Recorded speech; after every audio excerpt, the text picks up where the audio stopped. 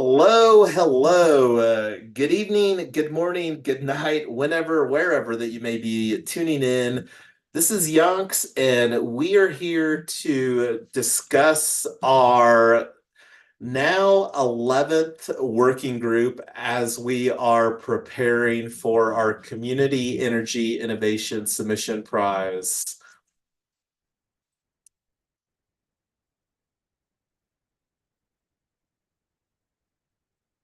So over here, I've got the agenda on Notion. Notion is the tool that we use for organizing all the things. And before we hop into the agenda, I just want to thank you to Tyler, Amy, and Christian, who are also joining with us tonight. And I'm not going to take any time to talk about, because we've got a lot of agenda, literally less than 3 days away. One of the fun things that I like to do is a countdown timer.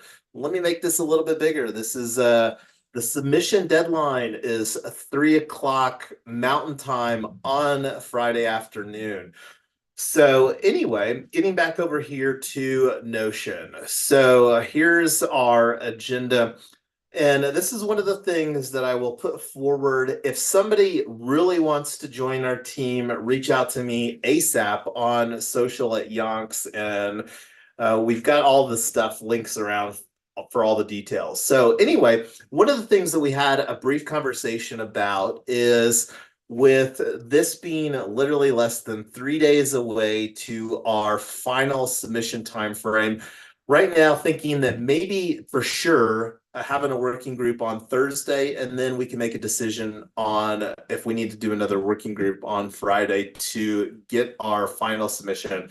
So I already showed the project countdown. Here's the team that we've created for this, and Gigs Go Green, a movement for gig workers. And I'm not going to unpack the mission or any of that. Right now, we're working on finalizing the agenda to check the boxes to have a complete submission here.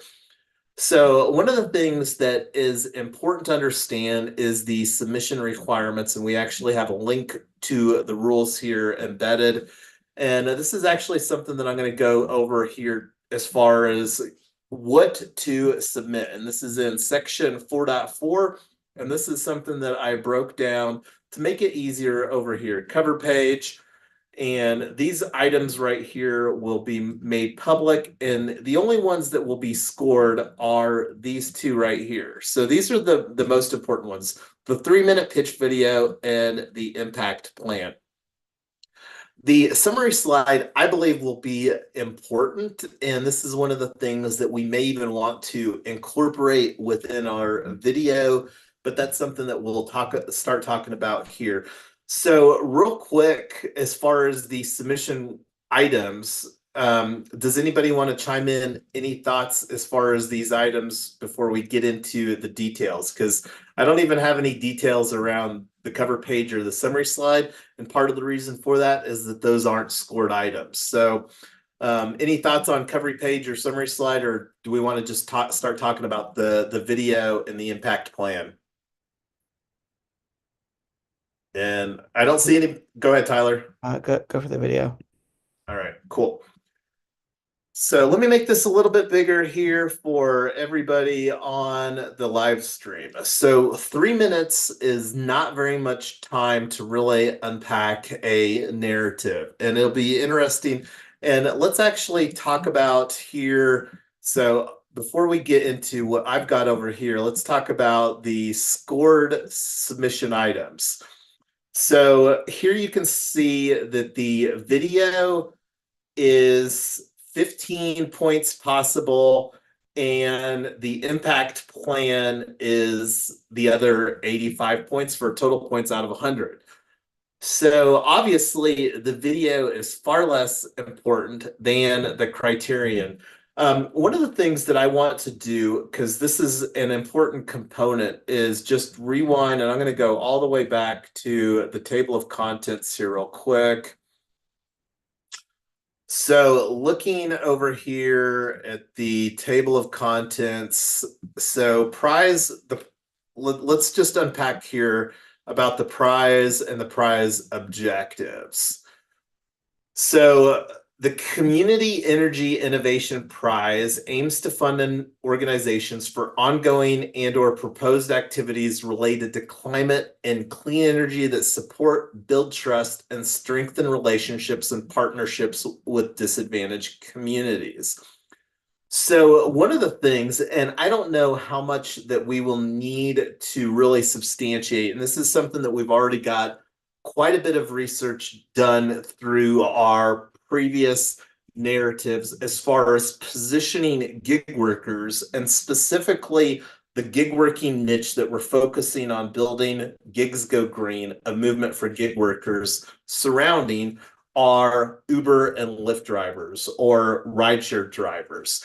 And one of the opportunities, and this is something that we talked a little bit about, but anyway, I'll circle back to that. So we've talked a little bit about Justice 40, and this is one of the things that I think will be important to incorporate because I really still like focusing on our go-to-market strategy around 3 pilot communities here in Boulder and Welby and Inglewood. And largely those pilot communities here in Colorado were selected in part because it does stack some of the Justice 40 disadvantaged communities that were identified through the Justice 40 initiative. Also, part of the reason that we selected those 3 pilot communities here in Colorado is that there's also opportunity zones, and opportunity zones is another process that was initiated at local, state, and federal levels to really architect economic incentives through opportunity zone incentives. So that's one of the things that I think that we can and should unpack within the video. So, and I can't remember if I actually, but let's take a look over here. So that was something that I was talking about here, and I'm not sure where. So let's actually talk about the video. So Yonk's story, I don't know if I can keep this to 30 seconds. I think that I can. And I'm just putting a kind of just a thought as far as some of these snippets, because one of the things that I really am planning to do is I'm person number 1 of this Gigs Go Green movement, really architecting this for my primary benefit as a gig worker that's participated in this rideshare platform, what do you call it? Technology platforms. Uber and Lyft are technology platforms since 2016. So Gigs Go Green, I think that this would probably be maybe 10 seconds. So, and then the segue there would be talking about these 3 synergistic cooperatives. Tesla Black, the most profitable community for gig workers. And this is the one that's going to be a little challenging. So let's see, just thinking through the timeline. Let's see if we can do this in 1 minute, 30 seconds. 30 seconds for each. 30 seconds for each.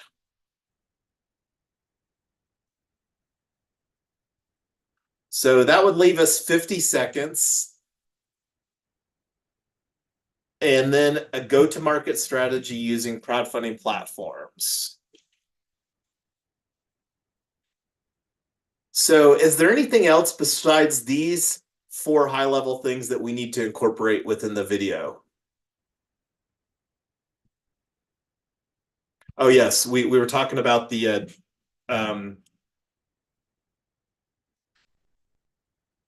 why Colorado / Justice 40 communities / opportunity zones. Seconds. I don't know if we can, I think that we can unpack that in 20 seconds. So how's this coming to go ahead, It's Christian? good. I just needed to ask Youngs. Earlier on, you mentioned how This is for communities that have been impacted unequally, or I don't know what the terminology they used. Disadvantaged communities. So, Okay, Justice, are you familiar with Justice 40 at all?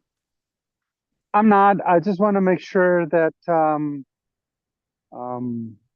whoever that you've already cleared that hurdle, basically. So that will be one of the arts to see when you talk about clearing that hurdle. Make sure Yeah, that we're on the sorry. same page. Yeah, no, basically, whoever, who are you mentioning in this video and in the proposal? Are they falling within the requirements of disadvantaged impacted community? So the way that it is, and let me see if I can find this tool for, um, let's see. I It's can't. just basically a yes or no question, and then who are those? Like super quick. Like I'm looking for a 10-second answer. So basically, Justice 40 is these census tracts that have been identified through some government efforts, and like one of the things here talking about solar EV, where we're wanting to utilize community solar, because when you talk about like the community solar is really the energy aspect of community energy innovation prize. Right. It's that these other are synergistic cooperatives that, like I said, I think create a more compelling narrative, because like besides the Justice 40 communities, gig workers are also like, especially Uber and Lyft drivers, I think easy to also group as a disadvantaged community. So this is one of the things that will be interesting to see how that we can articulate this within our narrative, because like going back to the rules and the scoring, let me go back to the table of contents real And quick. that is precisely at the center of my question. The Uber and Lyft drivers, do they qualify to be part of this community? The requirement is looking for. So I think that we can communicate there, but the other opportunity that we have, because like when you unpack how that we're creating the business model here, like over here with solar EV, community solar and EV charging. So the community solar is where we have to architect meaningful benefits into disadvantaged communities so that we can take advantage of stacking some of these tax incentives. And the more that we can eloquently articulate that within our impact plan, because that's one of the things that we're absolutely going to be deriving. Now, the big question is like, how much energy from this solar EV model will we be able to distribute and transmit from the energy generation source that we're going to be building out through these models to the disadvantaged communities, like as a on a subscriber model. So Which are those communities? that's Justice 40 communities. So like when you start like going into the weeds as far as like, because there's really two two groups of people that will be consuming the energy that gets generated within solar EV. One Right. is the gig workers that will be plugging in their car, and that won't be a transmission component. Ideally, we're going to be generating more energy than what we'll be able to sell directly through EV charging. And that's where we can onboard these disadvantaged community members that live in these Justice 40 zones, these census tracts. And that's where we've identified these three pilot communities. And that's one of the things, like, depending on when we're starting to build out a project under solar EVs. And this is more geared Which are towards, those communities in Denver and Colorado, Yonks? So we've got 3 pilot communities for community solar: Okay. Boulder, Welby, and Inglewood. And And the they reason, qualify under the requirements of the proposal? yeah, they're in, not only are they in Justice 40 communities, but they're also in defined opportunity zones, which is Perfect. another Okay. That's another what I needed to know. That's perfect. Yeah, that's yeah, good. yeah, So it's yeah. a yes. Okay, cool. Yes. Now the second is the video is going to feature features or intended results. So it's geared to be a pitch video, and one of the goals of creating this video is hopefully this is a video that we can use until we get potentially a more refined pitch video. Right. And that's one of the things, because like whether it makes sense to use this within our crowdfunding campaign, and that's one of the things, like we've got 3 different platforms that we're positioning to spread the movement for Gigs Go Green. Kickstarter, which is a rewards crowdfunding platform to launch our Tesla Black DAO member NFT, and also our Gigs Go Green weekly newsletter. Chainraise, which is our equity crowdfunding platform, and that's to launch our security token offering for the Colorado PBCs. PBC is an acronym for a public benefit corporation. And the way that we're structuring as a cooperative, specifically a limited cooperative association, we may even be able to call it a public benefit cooperative, because it's going to be operating as a cooperative. So it's going to be functionally exactly that. And Right. we'll be utilizing the regulation crowdfunding, and that's to really fulfill our vision for community owned and operated infrastructure. And then Right. the So other, my go point ahead. is that the video, because I've been spending my last 2.5 months with somebody creating a couple of videos. Tomorrow there'll be a decision at Washington D.C. to go with the project at a national level, and so you can look at it 2 different ways. One, you're going to take people through a journey of how everything works towards the end of the actual result, or you can go at the very end and just tell people what that result looks like. If you choose option A, you will not have enough minutes to guide people through the whole thing, speaking about the features and how everything connects together and goes together. That's looking under the hood. They don't have the capacity or the attention uh, capability to go through the whole thing. They don't care. What it's the opposite way around is to give them an idea, a solution, a unique value proposition, that it's a clear alternative to the existing solutions that provides something that's better. It's really just to capture attention. If if if it passes that first filter, then there will be a second come around to say, well, that sounds really good, but how the fuck are you going to do that? And that's when you get their attention, but not the other way around, if that makes sense. Option A, you won't have enough minutes. Option B, you can keep it within the 1 minute, because you're not talking about how you're doing it. You're actually telling people what they're going through, what their current situation is, how they've hit a glass ceiling that is no good, but with your solution, they'll be able to thrive because they will get to X, Y, and Z benefits. That doesn't really take all that much unless you start packing down stuff, and then you will run out of time on the video. That's basically the concept. I don't know if that makes sense.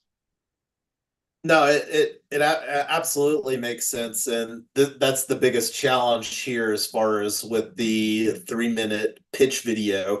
And this is, of course, a pitch video geared towards whomever is going to be the judges that are going to be, and this is a Department of Energy, US government, American made challenge. So this is something that we've got a little bit of experience as far as some of our submissions, and I'm not really fully aware as far as how that the judging panel for this particular one, this Community Energy Innovation Prize, this is the first time that this particular HeroX has been submitted. Like the other HeroX American Made Challenge that we submitted the solar EV narrative around earlier this year, or in I think September of 2023. That was the 7th solar prize round that had been submitted. And like, just to put things into perspective, Amy, myself, and Tyler submitted in solar prize round 5 back in 2021. So that's one of the things that from all indications, as far as looking at the prize in the background, this is really geared, and you can kind of see that within the table of contents, leaning heavily towards disadvantaged communities. And the way that I understand all the research that I've done around the economic incentives for the Inflation Reduction Act, which is literally hundreds of billions of dollars from 2022 to 2032, and then it starts tapering off. And that's where we're really expecting to capitalize from a capital spend standpoint, this model. So, and this is one of the things, like, it will be interesting, and this is just to kind of go off in a different direction. One of the things that I want to talk about regularly is us being intentional about feedback, collecting that as many opportunities that we've got as we're bringing people through this process. Because the way that we're structuring this is gigs go green, and like this this weekly newsletter is going to be a minimum viable way, because we're going to structure this weekly newsletter through our Kickstarter campaign as a $7 a year NFT based member subscription.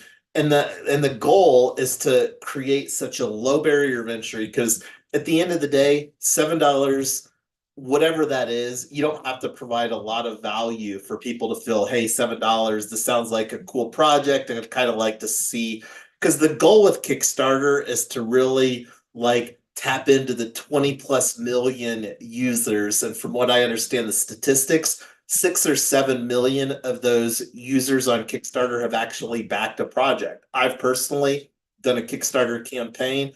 I've backed other Kickstarter projects myself. So, and that's one of the things that we've got, like, going back to our submission requirements in this narrative, this impact plan. And because at the end of the day, like, let's go back to the scoring rubric.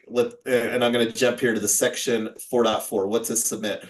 And then going down to the scoring, realistically, the video is only 15% of the total possible points that we can get. So the video is good, but the written narrative is far more important from a scoring standpoint within what's required. So let's actually unpack here. 3-minute video pitch. Competitors must produce a 3-minute video that will help the reviewers and public understand the competitor, any partnering organizations, and the planned activities. Suggested content for the video is noted in the left-hand side of the following table. The right side of the table includes the score statements that the reviewers will use to evaluate submissions. Individual reviewers will assign a score between 0 and 5. So here's my thoughts. Right now, 15%. So the video is important, but let's actually we've only got like 10 or 15 minutes left here. Let's spend the majority of the time on the 85%, which is the impact plan. Does that sound like a fair thought? I'm not seeing anybody open their mic, so I'm going to continue on. So competitors must write a detailed impact plan in a narrative format describing their team, organization, planned activities, resources and capabilities, and anticipated impacts. A template will be made available on the HeroX platform to use in drafting the impact plan. And I've actually uploaded that template, and here is the unedited template that I've uploaded. So, and it says here, use of this template is optional. I highly anticipate that most people will be submitting with the template. So contents, team information, short description, impact plan, team information, that's pretty, so the big aspect from a limitation standpoint is 5,000 words. So impact plan, team and experience engaging and supporting disadvantaged communities. And this is one of the things that will be interesting to see how that we can craft the disadvantaged communities within, as far as gig workers within this narrative, gig workers specifically being Uber and Lyft.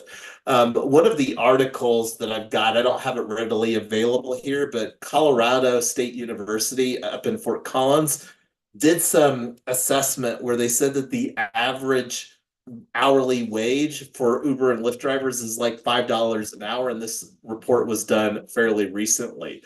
So using that kind of evidence is, I think, makes it very easy to really position the disadvantaged communities. And then also by incorporating our vision for these pilot communities that I talked about, Boulder, Welby, and Inglewood, and the reason that those were selected. And again, I don't know if that really, I think that that would go more into section 3.2, proposed activities. From the sounds of it here, they're really looking for a team experience situation. And then resources and capabilities to implement proposed activities. And this is where I really think incorporating in here our go-to-market strategy and what we're really putting forward to demonstrate traction. One of the tangible pieces of evidence that we can include in here is, I think for our pre-launch NFT, we've already minted over a dozen NFTs on that. I was really hoping to get more traction before we submitted this, and but can't rewind the clock. We can only do what we can do. So as far as right now, does anybody want to chime in some thoughts as far as the impact plan and these 3 sections that they put forward here?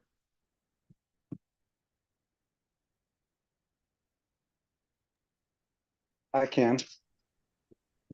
Yeah, go ahead, Christian. All right. So the video and the part where it's, I think it's 3.1 maybe, or the description about, yeah, so team and experience, engaging, supporting, that I can fit in there very well. Me being involved with all the disadvantaged communities constantly every day, and the projects that I'm going into now, which I will be directing a program with the OEDIT in Colorado for this year, and we may go national as well. We'll know tomorrow. But all of that really sounds like a lot, but I have been with the Hispanic community and the minorities for a long time, supporting them. So that's kind of easy in a way, at least for me. You guys would have to figure out your piece onto that to get some scoring in there. Previous to that, there was what you're proposing, the details and all that, and that literally is it just basically comes out of the video and then your unique value proposition. You do remember we did a canvas on a board. All the parts are there, what the current situation is, what the alternatives are, and what you're offering. That could be more crafted specifically for energy. That's not an issue. That should be easy enough. So having said that, all I'm thinking right now is there's three stages always when you're launching something like this. And the first one is the problem solution fit, which is all about learning, really. You're not pushing, you're pulling. You're really trying to infer as much information as you can to validate your solution to the problem. Once you've iterated enough, then you go into the market solution. And only once you get that, then you go to the sorry, it's been a long day. After that, you will go to the mass market. So I'm trying to understand. I think these are initiatives for that first part where we're really trying. That's why I mentioned about the feedback. Whatever we talk about here is meaningless to anyone unless we get validation from the intended recipients.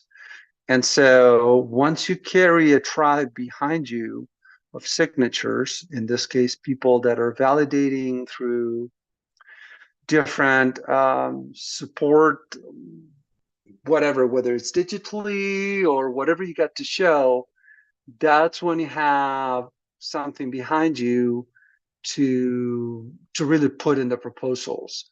Otherwise, it's just more like an idea, if that makes sense. And yeah, you could be talking. That's good to talk to visionaries, but I really don't know. I haven't looked at the proposal, and this will be the last thing.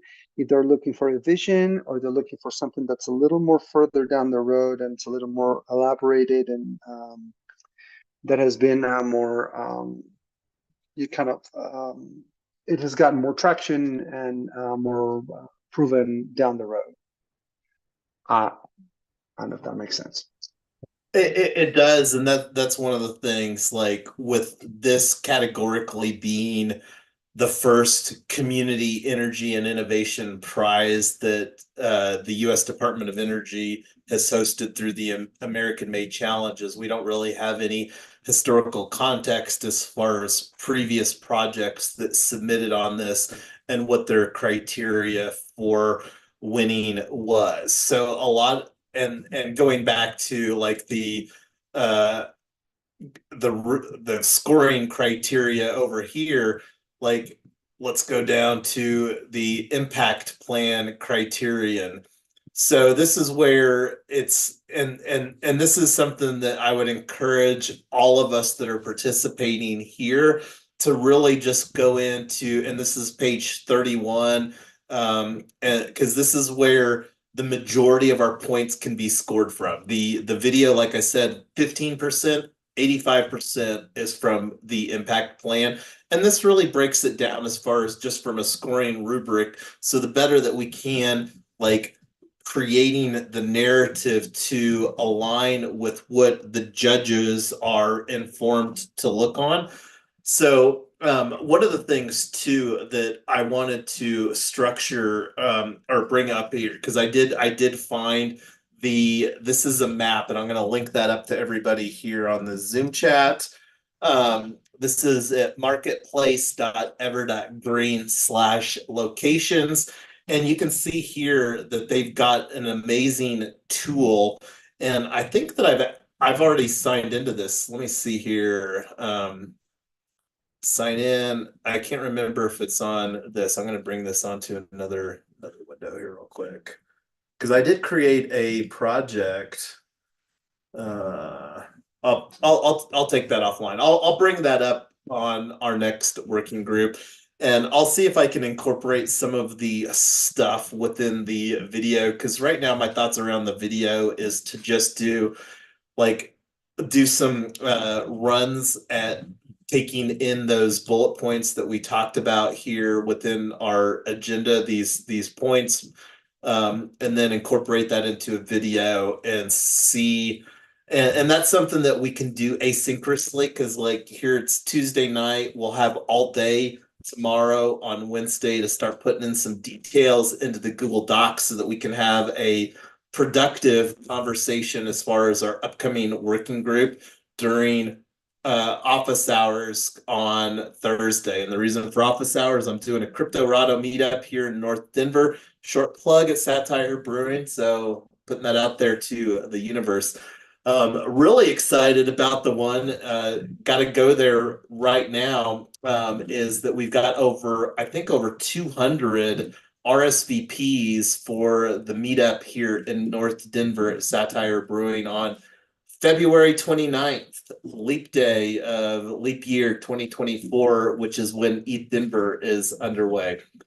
So looking at the time here, this is when I normally like to do some ensuring that the decisions and the next actions have really been captured for our meetup. So the big next action that I have is to do a video and get that so that we can start collaborating on that. And then all of us can work concurrently on the impact plan. And I'll send out a collaboration email to the Google Docs that we've already been looking at here, which is basically the template that the HeroX team has provided for refining our narrative for submitting our team submissions. So anyway, I've been talking here quite a bit. I'm going to go on mute to see if besides the video and us starting to collaborate, and while I go on mute, I'm going to go ahead and start creating the Let Us Meet so that we can get our working group for Thursday dialed in. And then we'll decide on if we're going to have a working group on Friday before we submit the final entry for Community Energy Innovation Prize. Are we doing this in a Google Doc or are we, where are we doing it? Yeah, no, this is absolutely in a Google Doc, and I'll share the copy of the link. Here's the link to the Google Doc, and this is the same team permissions for anybody that's contributed here to Gigs Go Green. And I'll make sure that I've got you on that as well, Christian. I know the three of us besides Christian absolutely are.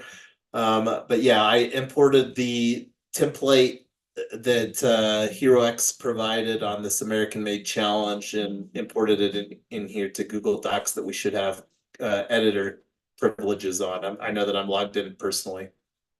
That ETH Denver happy hour is up to 232 people. I think that's really funny.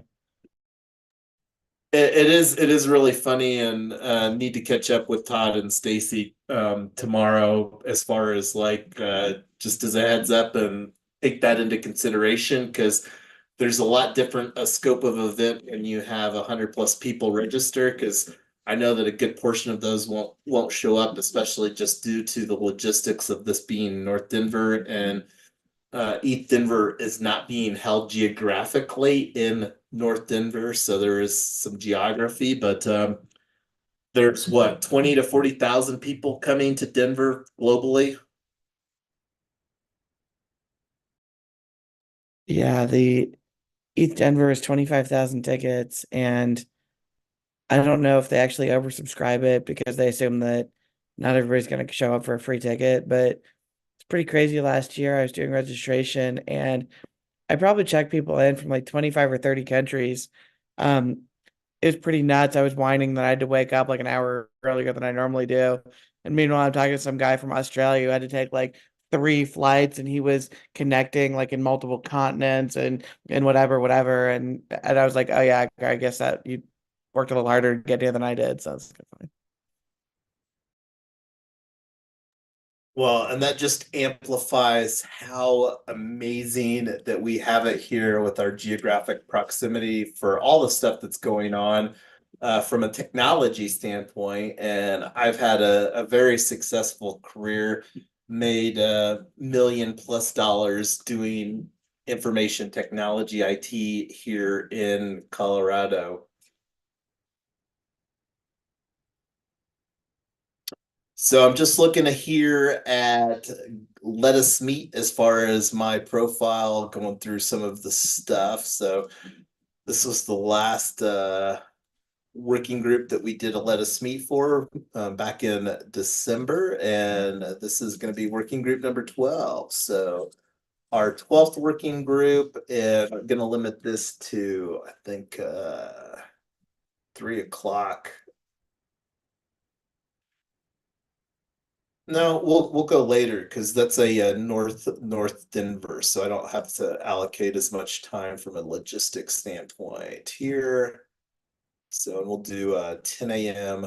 to 5 p.m. Mountain Time. I'll put in here Thursday. That's the is that the 1st of February? I believe so.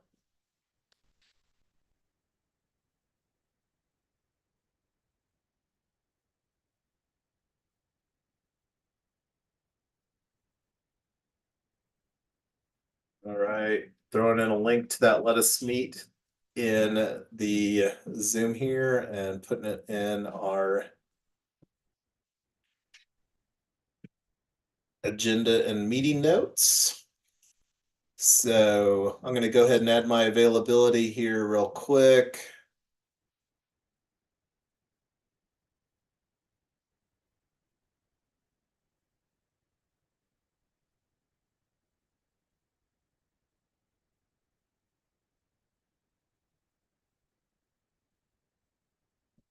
All right, so I'm available for the entirety of that window.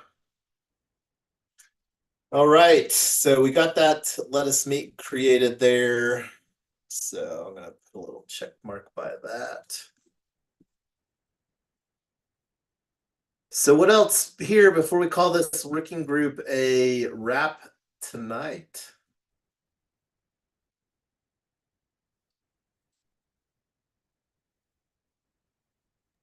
I have a question. So the information that we have in the previous submission, we will kind of recycle them and add some more of what we have, or it's totally a new thing. So if we want, let me see if I can find that feedback here real quick because we've got a few minutes left, and I have no problem bringing that up here to discuss because I do think that it provides some worthwhile stuff and just some validation. It really sounded like that they wanted more details, but that's one of the things that I don't know if we can really unpack as far as what we submitted, because this was when we submitted in September, and then we submitted again for Community Power Accelerator round 2, and that was early October. And then that was still under the solar EV narrative and the gigs go green narrative. And this is one of the things, because like one of the things that's worthwhile is Tyler and myself have experience submitting a regulation crowdfunding offering for a vehicle mobility play. Think of the granddaddy to the Tesla Black idea. And I'm not even going to attempt to unpack all of that right now, but we went through a lot of cycles to bring a regulation crowdfunding offering through, and that's one of the things that we've had conversations already with our regulation crowdfunding platform that we're going to do our security token offering, as far as getting our Form C, which is the required paperwork that we have to file with the SEC to bring our offering live. So let's see here. Pop this out.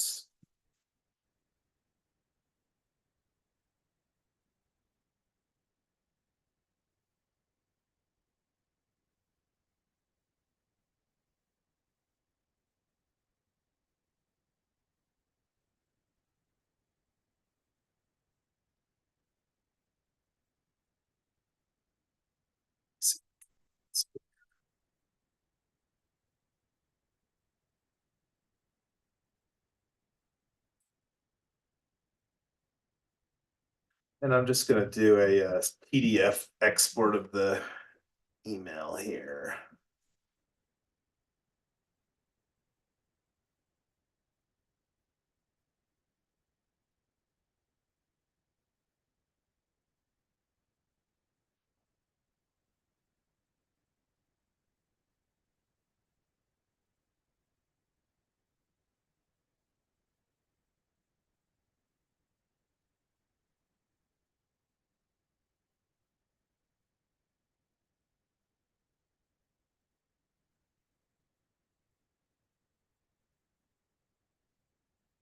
Okay, so here is the feedback that we got. So this is from the solar EV, and this is for our solar prize round 7, which I believe that we submitted that in September, late September of 2023. So reviewer comments, let me make this a little bigger here for everybody. There we go. I think this is about as big as I can make it. Reviewer 1, this is a unique, scalable, and widely applicable idea that can help gig workers reduce their largest cost of business, fuel, by choosing to lease, own, co-op an EV to further their abilities to earn a sustaining income. These new and inventive shared asset or limited ownership models allow gig workers to rebudget their resources to things that matter most, such as paying for an education or a home.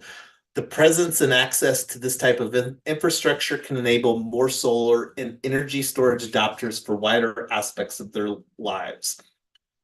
Reviewer 2, this submission supports a thoughtful and unsolved problem space in EV adoption. This particular submission did not get deep enough into technical approach or understanding of the risks to review it as a well-considered approach. There were some light data points, but the idea would benefit from a bit more research and insight on current challenges to fast charger deployment. Once chargers are deployed, the software and co-op solution might be more deployable. The components are there for a software and business model approach, supported by some of the incentives noted in the submission. However, the substance and early proof of concepts were not yet clear. Reviewer 3, I like the idea, but they need to think through it more and present more detailed plans. It is not clear how the co-op approach works and how it will be put into practice. As EV usage expands, maybe this model could be a subscription to anyone with the EV. Reviewer 4, great idea. I'm not an expert in blockchain, therefore I do not know how easy it is to get these token offerings out and how effective they are. Reviewer 5, this is interesting concept and population to help, but it's still unclear to me how many gig workers, especially those of color, will be able to use the reduced price EV charging. How many have EVs? Just some more demographic data statistics on the gig worker population in Denver specifically. So Can go ahead. you email that to me if you don't mind, so I can study what they are really looking for, if that's okay? Absolutely, Amy. And what I'll do is I'll just upload that into a document that we can share, because already have the action item to circulate our impact plan, the narrative that we have to finalize for our HeroX submission. So I'll put that as an action item here on the agenda. Upload feedback from HeroX Solar Prize Round 7. And I'll put a note. This was submission for solar EV narrative. And this is one of the things that I really believe evolved. And I think that we had a pretty solid submission around that, but we didn't really talk about like the evolution of the business model, because the big and again, that's one of the things that I'll create some links so that people can unpack that however that they want to go down, because probably and like that's one of the things that this a lot has happened since September of 2023, as Tyler can attest to. Remember, Jason, I think we talked about, I asked you if we're going to create an app for that. I think that's what they are talking about. Not that we have anything done, but if we can bring it up or mention it or however, but I'll study that evaluation that they did. Yeah, and not only the valuation that they gave, but it'd probably be worthwhile to really take a look at what we submitted, because this is where, as you could see from the reviewers' details there, the reviewers, the judges on Solar Price Round 7 were really hoping to see more details, and that's one of the things that I think that we can absolutely provide. The cap on the narrative is 5,000 words. So, but we're already 4 minutes past. Christian had to bounce, but we've got the Let Us Meet scheduled or out there for people to have their availability, and we can absolutely provide some more detail for the submission. And this is one of the things that there's a lot more to add detail here, because this is 3 synergistic cooperatives, and I don't think that we really brought light to that, and I don't think that we had a communicated or a documented go-to-market strategy that is as well refined. We just had some pretty simple bullet points from what I remember, but this is one of the things that we can, again, review what we submitted on those previous submissions, and just work on refining that here between now and Friday afternoon.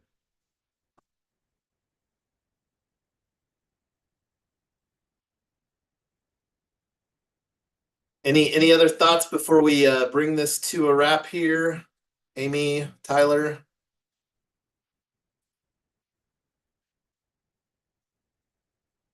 No, I think it's good. So yeah, thanks everybody. Have a great night. Yes. Go don't ahead, Amy. Don't forget me tomorrow to change my HeroX. Yeah, well, just drop me a line. I've got I think a decent amount of availability tomorrow, but we'll catch up on that. Thank Good you, night. Thank everyone. you. Okay, bye-bye. Bye.